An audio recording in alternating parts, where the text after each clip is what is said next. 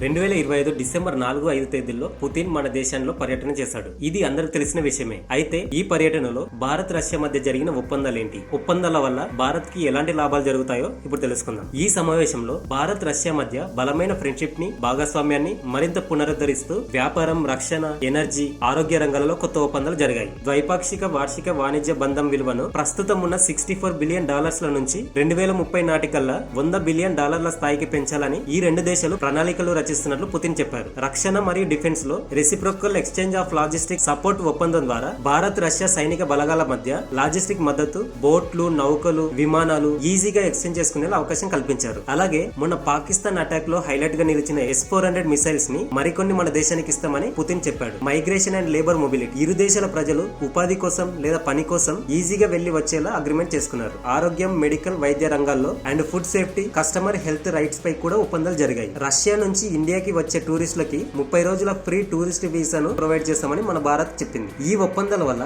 Bharat Russia మధ్య ఇంకా friendship బలంగా అయింది. సో పుతిన్ మన దేశానికి రావడంతో ప్రపంచ దేశాలకి భయం మొదలైంది. ఎందుకంటే మన రెండు దేశాలు ఎప్పటి నుంచో ఫ్రెండ్షిప్ ని కొనసాగిస్తూనే ఉన్నాయి. ఇంకా ఫ్యూచర్ లో కూడా రష్యా సపోర్ట్ మన భారతదేశానికి ఎప్పుడూ ఉంటుందని వీరి భయం.